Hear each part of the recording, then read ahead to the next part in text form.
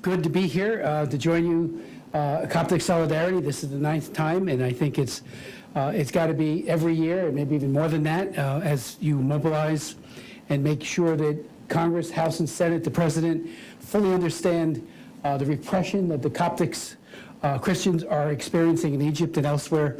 So I want to thank you for that really dogged determination to make sure we get it right.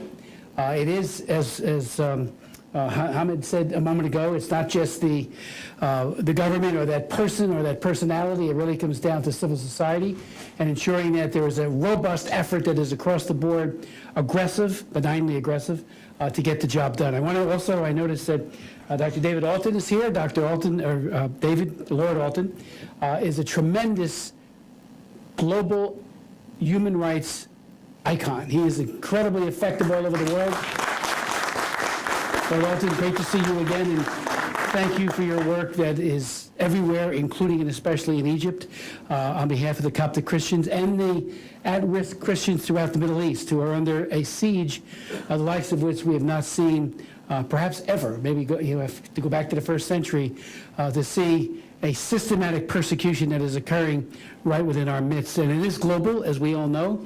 My committee is called the Africa Global Health, Global Human Rights. I also chair the Helsinki Commission. I also chair the China Commission. And the attacks against people of faith are persistent. The pervasive use of torture everywhere, what ISIS has done to so many Coptic Christians is outrageous. But we do have tools to fight back. First and foremost, we have prayer. And I do that prayer changes things. I love our Lord's statement in John 14:14, where he said, anything you ask me in my name, I will do. We are told and admonished elsewhere in the scriptures, in the Gospels, that we have to ask persistently, we have to ask without ceasing, and we have to ask believing that it will happen. So we need to be praying for that better day. Meanwhile, we need to occupy and fight as hard as we can, using every tool at our disposal to turn back this repression. A couple of years ago, I was the author of the Frank Wolf, a great champion of religious freedom, but I called it the Frank Wolf International Religious Freedom Act. It reauthorized the original law that he did in 1998.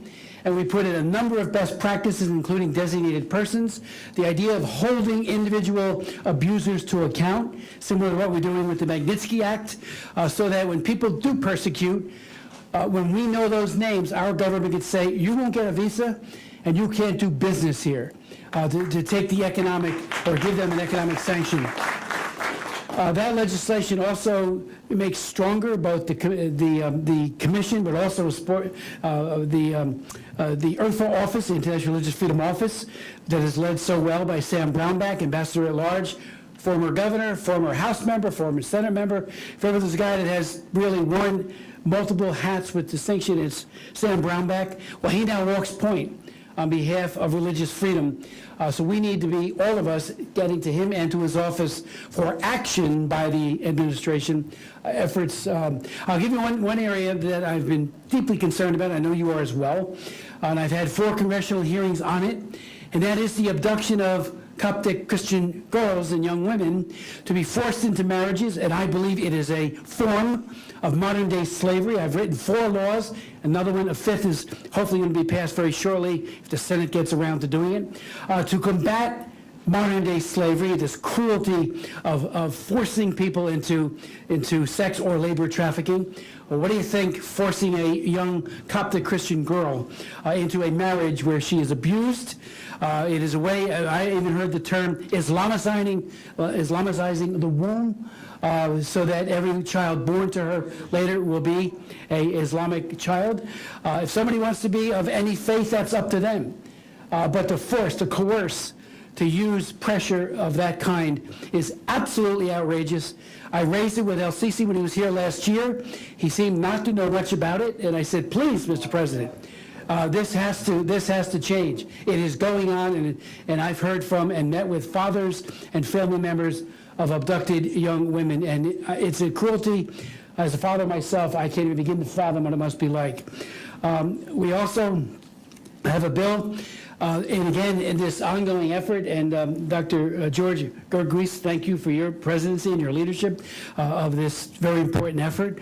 But it is to help the Christians that escaped ISIS. Just to show you how AWOL, absent without leave, the last administration was when it came to helping the Christians who made it into Erbil, and I visited with them. I think, David, you've done it as well, to see Archbishop Warda of the Chaldean Catholic Church saying, where is the U.S. government? Why do you refuse to help us? So I held not one, not two, 10 congressional hearings asking, pleading, appealing to the administration to provide the necessary funds for food, clothing, shelter, and security for the some 70,000 that has escaped ISIS. Every single one of them had horrible stories of lost loved ones, beheadings, killings. Sometimes, if few were lucky, that their families were able to leave intact. Most of them had multiple deaths and injuries to their family members. Traumatized people, bullied by the gospel, filled with hope because of their faith in Jesus Christ, but still very much hurt. And our government hasn't done anything to help them. If it wasn't for the Knights of Columbus and a lot of other Christian charities that provided upwards of $60 million, we would have had not just traumatized and wounded, but dead internally displaced persons. So I have a bill. I introduced it 20 months ago. It took me a number of months to get it out of the House. It passed last June, 1 year ago. H.R. 390. It's a bill to provide emergency aid to those Christians fleeing the terrible genocide. And the Senate has sat on it for 1 whole year. We're trying still. I'm on the phone several times a week. Visits to members of the Senate. Holds keep getting placed on it. Very undemocratic. And what's the bottom line?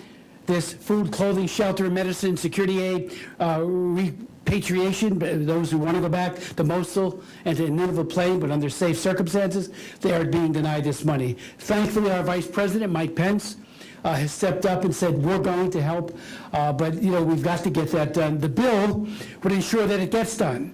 And again, it's languishing in the Senate. I am more than angry that the Senate has put it up, and buttonholed it for a full year. I'll tell you when it passed. I got the bill with me.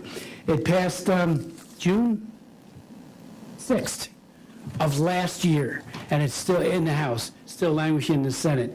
Now, I hear all these crocodile tears for the Christians. Well, here's a bill that will make the difference to help them, and the senators just sit on it. So we're going to keep our push to try to get that legislation to the president. President Trump has said he will sign it. He made it absolutely clear.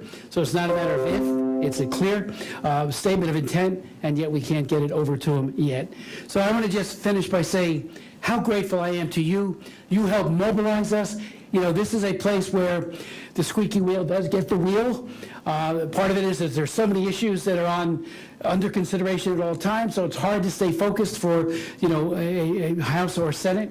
But when you come up here and you just provide us with insight and the passion you bring to it, it does inspire and it does mobilize us to fight and to pray. So thank you.